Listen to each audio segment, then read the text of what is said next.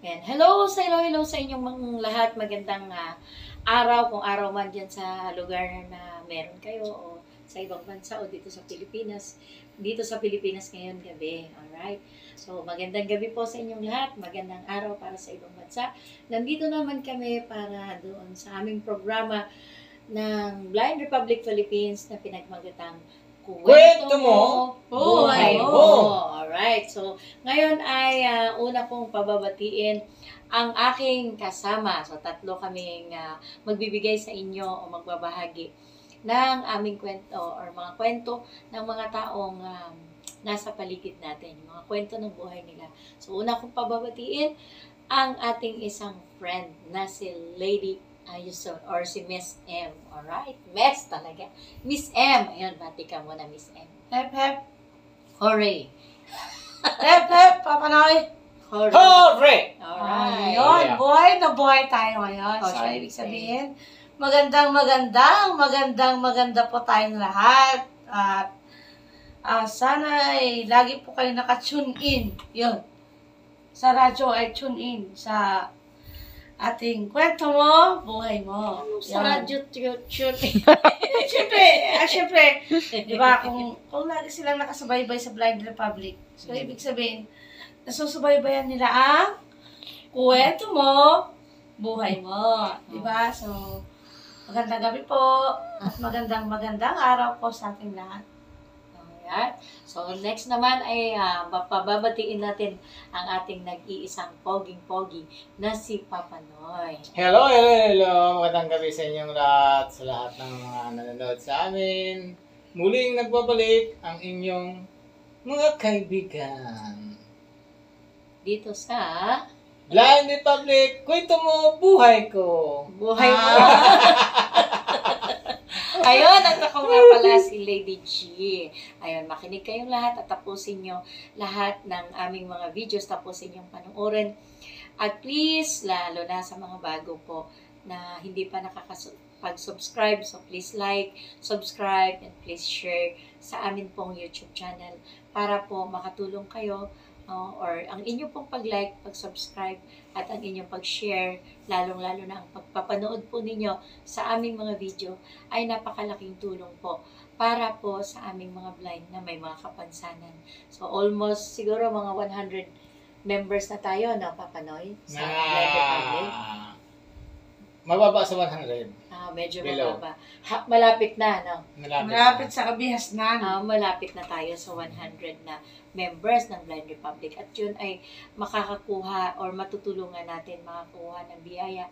Kung ano makukuha nating biyaya mula sa ating pagsasagawa dito sa ating Blind Republic Philippines ay lahat po ng mga member is makakakuha din po. Kung ano pong nakukuha namin kung meron man, sigurado po kayo na lahat po kayo ay makakakuha po. At yun naman po talaga ang goal ng Blind Republic Philippines para po tulungan ang ating mga kapwa blind na may mga kapansanan din. Ayan. O, di ba, Papa Noy? Yes! Kaya sa mga gusto mag-sponsor sa amin, nandito lang kami. At nandyan lang din kayo. Nandyan kayo. At Kami, syempre, kayo ang aming sila ang ano natin? Sponsor. Sponsor. At syempre, Papanoy, Oo. hindi mabubuo ang sponsor ko walang Gcash number. Alright. Kaya ayun na, bahala na sila kasi nandyan naman yan. Nandyan yan. I-indicate na lang natin para Okay. po kung halimbawa meron kayong tulong in kind, financial man or mga gamit na pwede nyong ibigay, especially gamit sa ating mga tugtog kasi nagla-live din tayo at meron din tayong kakulangan sa mga gamit na magagamit sa ating pagla-live. So, sana, balang araw, magkakaroon po kami ng sponsor, yung mga tao na maganda ang kalooban at malawak po ang isipan, malawak ang panguunawa.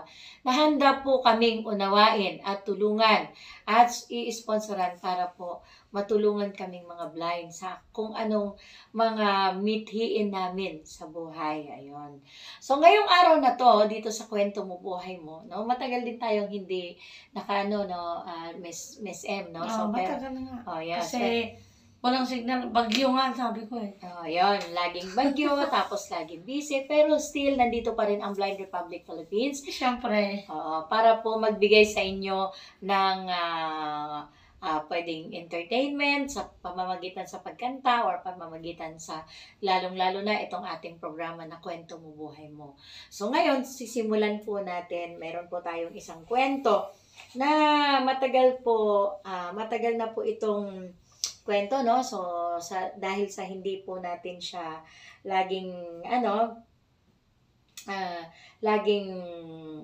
tawag dito, dahil sa hindi po natin siya palaging nasusubaybayan, ngayon po ay meron po kaming isang kwento na ibabahagi po sa inyo. So, ibig sabihin yan, Lady G, matagal. Matagal, ha? Opo. So, ibig sabihin, naka-preserve yan.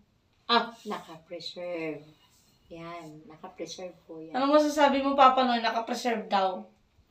Hindi ma-preserve yan kung walang yelo. Yun lang. So, marami pang yelo ang nagamit dyan. Marami pa pong yelo ang nagagamit dyan. Sabi nga nila, baka matutunaw yung yelo. Hindi naman kasi may asin. So, templada yan. Ganon. Preserve or reserve? Yeah. Hindi, naka-preserve siya dahil matagal daw Okay. Yun, ganon. May yelo at may asin. Alright. So, ngayon po ay umpisahan ko na ang ating kwento isang kwento na ibabahagi natin dito sa ating programa na Kwento Mo Buhay Mo. So, ito ay kwento ng ating isang kapatid na nagpapadala sa atin o nagbabahagi sa atin ng kanyang kwento. Ito ay isang kwento na nagmumula kay Rochelle. Si Rochelle ay taga Malabon. Wow, malapit ang Peaceport dyan. Malapit ang... Wow, maraming isda dyan. Okay. Maraming isda sa Peaceport yun. Yes. So, umpisahan po natin yung kwento. So, dear Miss Lady G, Miss M, and Papa Noy. Ako po si Rochelle. Naisip ko pong ibahagi sa inyo ang kwento or ang isang kwento ng buhay ko para po marinig ng lahat at kapupulutan po ito ng aral. Anyway, ako po si Rochelle ng Malabon. Meron po akong 5 kapatid. So, bali, 6 po kami lahat at 2 lang po kaming babae. Ang ate ko na si Odette at ako. So, 4 po ang lalaki. So, maliliit pa lang po kami, iniwan po kami ng papa ko para po sumama sa ibang girl. So, ang mama ko, yan na yung sandalan at nagtataguyod sa amin hanggang sa aming paglaki. So, ang mama ko ay nagpunta sa ibang bansa para makikipagsapalaran at para mabuhay po kaming magkakapatid. So, okay naman, lahat po kami ay nagtutulungan. Kaya lang po, isang araw, bigla po kaming nagimbal sa isang masakit na pangyayari sa aming pamilya. Isang araw po, 6:00 ng umaga, nakita ko po ang ate ko na si Odette na nakabitin sa CR at wala ng buhay. So, sobrang sakit po sa akin kasi lahat naman po ng problema ay kinakaya po namin. Pero ang hindi namin alam ay may problemang malaki yung ate ko na siyang dahilan ng kanyang pagpapakamatay. At yun po ay palaisipan sa aming lahat dahil hindi po namin alam kung ano po ang kanyang problema. Dahil hindi po siya nagsasabi kung ano po ba talaga sa isang, kahit yung friend niya, kapatid, or kahit sino po sa mga kaklase niya, ay wala po siyang pinagsasabihan kung ano po talaga ang dahilan ng kanyang problema kung bakit po siya nagpakamatay. Anyway, napakabait po ang ate ko at napaka-supportive sa amin. Ang hindi po namin alam ay ang dahilan kung bakit po siya nagpakamatay. 5 years na po siyang nasa heaven, pero hindi po namin alam kung ano po talaga ang dahilan ng kanyang pagpapakamatay. Actually, anniversary po niya bukas na pang 5 years po. Pero hanggang ngayon po ay palaisipan sa amin kung bakit at kung anong dahilan kung bakit siya nagpakamatay. So, yun lang po, isang masakit na karanasan ng buhay ko na hanggang ngayon ay iniinda ko pa rin ang sakit. So, hanggang dito na lang po ang inyong lingkod, Rochelle. Ayun. So, masakit, no? Medyo masaklap. Walang nakakaalam kung bakit nagpakamatay yung ate niya. Mahirap talaga yung hindi nagiging marites, friends. Yan. Ano, Papanoy? Yan. Kailangan din magiging marites tayo, no? Paminsan-minsan. Pero mahirap din yung sobrang marites. Oh, Tama syempre, lang mahirap yan. din. Tama. Mahirap din ang Oo. magiging Oo. sobrang Mayroon lang siyang konting pagkakamali talaga. Kung nagpaalam sana siya, nabibitin siya, hindi sana siya natuloy. Kaso nga papano, hindi siya marites. Hindi niya minamarites kung ano yung nasa loobin niya. Ayun lang. Di ba?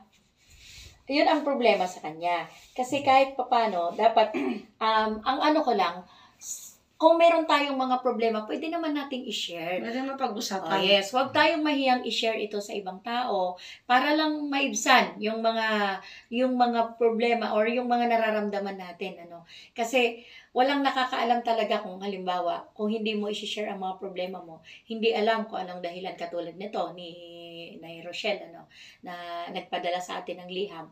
Hindi niya alam kung anong dahilan ng pagpapakamatay ng kanyang kapatid na si Odette. Hanggang ngayon, palaisipan sa kanya kung ano ba talaga ang problema. Oo.